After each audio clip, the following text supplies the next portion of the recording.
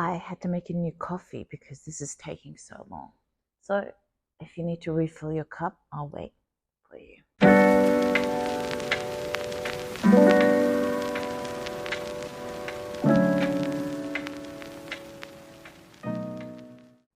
Hi, welcome to my channel, Delight Upon Delight. My name's Anissa, and this channel is all about interior design. In this video, I'm going to talk about interior design trends for 2023. It's part 2 of the video, but you can go ahead and watch part 1 after this one is done. It's a little bit of a different way of looking at interior design trends than what I've seen here on YouTube so far. So stick around and see if you like it. But I'm going to talk through 2 trends today. One is country cottage or cottage core, as some call it, and the other one is the new luxuries trend. I'm going to talk about these trends sort of from a macro perspective. So what's the trend? What does it look like?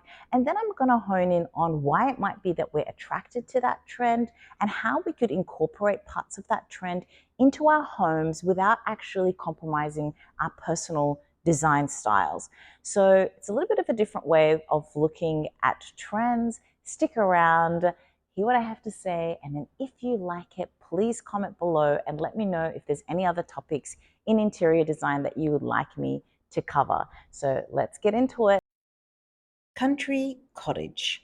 I'm going to go ahead and lump these trends together. Cottage core, grandma core, farm core. There's just not enough time for me to dissect and analyze them all with all of their nuances. So this trend is based on idealized rural English and European life. And this reflects itself in interiors by styling and designing with more traditional furniture, antique furniture, or old furniture, and it's usually wooden furniture.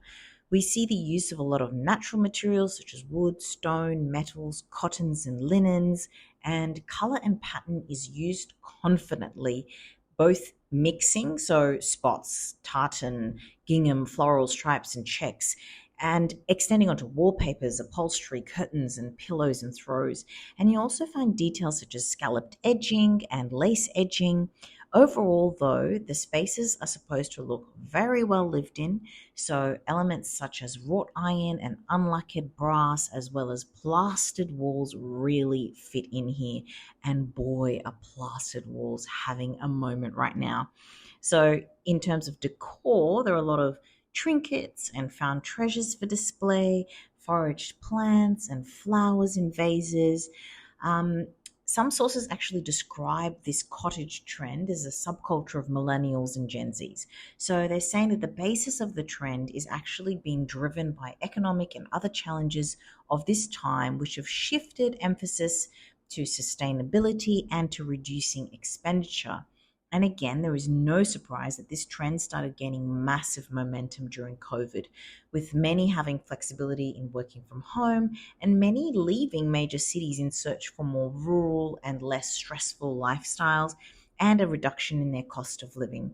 It has actually gained so much momentum that elements of this style have creeped into non-cottage spaces to the point where it's heavily influencing luxury, like 4,000 square foot homes. But we do have to be real. We don't all live in a cute little cottage in the middle of nowhere where we tend to our seasonal garden and forage our flowers and make pottery and bake sourdough and pickle our own veggies and have the time to grow our own food. And oftentimes with these trends, we tend to focus on the more frivolous elements of them. For example, I know I've been loving check prints at the moment, and I'm sure it's because of all of the images of cottage inspired interiors that I've been seeing. But when we look at the deeper rooted reasons behind this trend, we can actually integrate the parts which are really resonating to us, the more important underlying elements into our lives. A big one for me is actually making sustainable choices.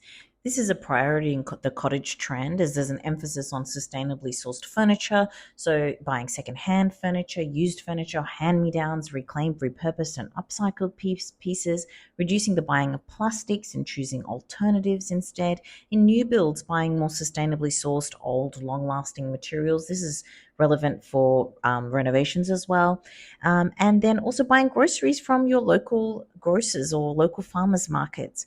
In this trend, there's also a lot of references to wanting a slower paced life. So less stress and connecting with the outdoors instead through planting and picnicking. So making the time to tend to some plants, like I've grown some chilies because I love chili.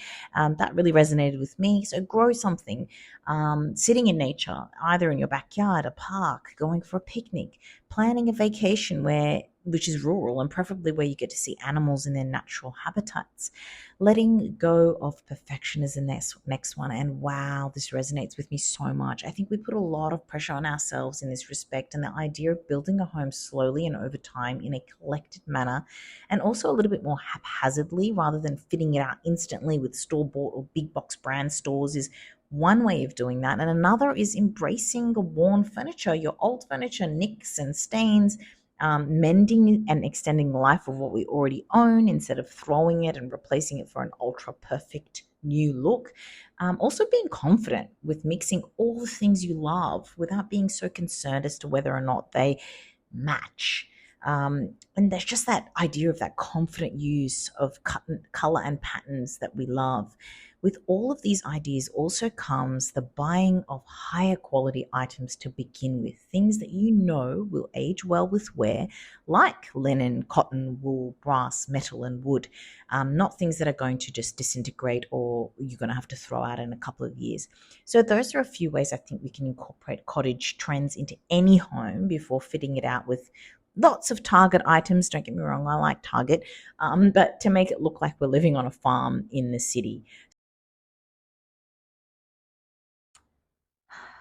Trend number 4. New luxury. Okay, hold up. Before we continue, I just want to caveat this by saying that when I think luxury, the first thing that pops into my head is like a massive mansion and Lamborghinis and marble and gold. That's not what luxury means in this context. Luxury in this context means something that gives you great comfort and is really elegant and beautiful and um, what's the word? Um, indulgent, indulgent, more indulgent way of doing something. So it fits into any budget. It's more of a state of practice, a way that you'd practice something where it's more thought out and more intentional in the way that you would want it. Did I define it well? I don't know. You'll get what I mean when we continue. I am really fascinated by the new luxuries trend. So, this includes things like luxury butler's pantries and luxury playrooms, luxury garages and luxury mudrooms, luxury laundries, and luxury in house offices. My parents are planning to build a spec home, and a modern butler's pantry is actually just part of the spec plan. So that just shows you how sort of normalized this has become. And maybe this trend has grown from a desire to want to romanticize and beautify those everyday routines and mundane activities to help us do them in a more positive and nurturing environment. And positive and nurturing environments need to go beyond functionality. So we've all clicked onto this and it's become a trend and a norm.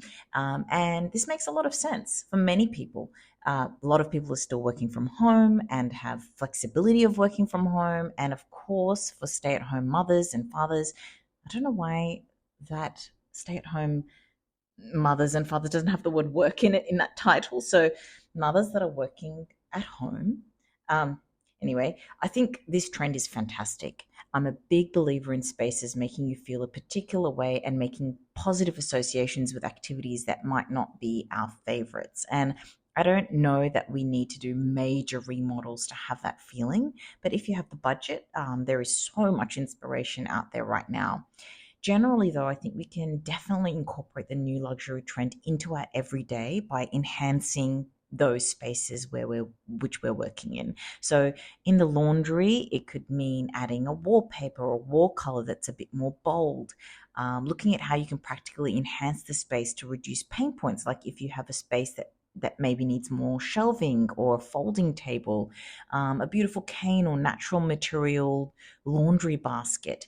I know people decant their laundry products. I don't know if I'm a big fan of this because you need to have them on higher shelves. Most of the times you will lose childproofing if you do that. But anyway, there's also things like cotton dryer balls that you can add a few essential oil drops on. And I know that that used to make me feel really nice using those. And art, if you have a wall space, there's actually been studies that suggest that people can withstand more pain when they're looking at a beautiful piece of art. So that can always help a space. In the kitchen, if you can't add a butler's pantry, maybe a beautiful vintage cabinet to hold any kitchen items, and making again the functional kitchen items beautiful, such as a beautiful bottle that holds our dish soap, a pretty dish to hold the dish sponge, decanting again regularly used items into jars or containers that are preferably not plastic. They just look more beautiful. Another easier idea to integrate in the kitchen is a coffee or tea drinking nook. And it doesn't have to be something that is inbuilt in your kitchen. It could be a movable piece of furniture that you bring in. And it's actually something I just recently did with installing some floating shelves in my kitchen, which I have filmed so that I can make a video about it for you.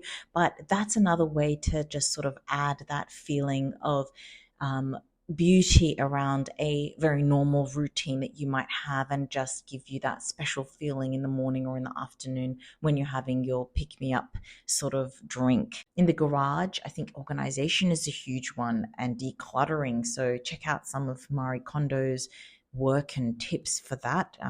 It's specifically. And if you're buying garage items, matching the garage items to your aesthetic. I know that sounds funny, but even with gardening tools, there is just so much choice out there now, and you can actually match things to your aesthetic. And the other one is keeping tools within one brand. It just looks nicer, and you can usually cross use like batteries and parts, which is also a bonus. In the office, again, making sure that it suits your design style and not letting it be like an afterthought where you've thrown a table and a chair. So, a beautiful desk, a beautiful lamp, a beautiful but comfortable office chair. There are so many ideas online. I love using Pinterest for this, and you can search out images and seek images that relate to your constraints. And once you start pinning onto a board what you love, the app actually finds similar items for you so you can really hone in on the elements that you're really drawn into and use that as inspiration on how to enhance your space. And if you don't have Pinterest and you're interested in enhancing your interiors, please get it. It's a free app and it really helps you collate your ideas visually so you can use it as a great reference point. And all the images that I've used in these videos are from Pinterest. So you can check them out in the link. I've left it below in the bio so you can get references for the images that you might want to have a look at or repin. The whole universe is telling me that I talk too much. My mic ran out of battery. So yeah, I wasn't intending on this becoming a series. I thought it could all fit into one video, but obviously I have too much to say. I hope that that was informative for you and helpful. And I think I should, it's so far into the year, I think I should start working on the 2024 trends video from now because it obviously takes me a lot longer to do things and I have a lot to say. So if you stuck around this long, thank you so much. If you haven't subscribed, I'd love for you to subscribe for more of me blabbing. And I'd love to hear what you think in the comments, whether it was helpful, if there's anything else that you'd like me to include next time that I do it in a yeah. Anyway, thanks for sticking around and I'll see you in the next video. My coffee is cold. My coffee's very cold.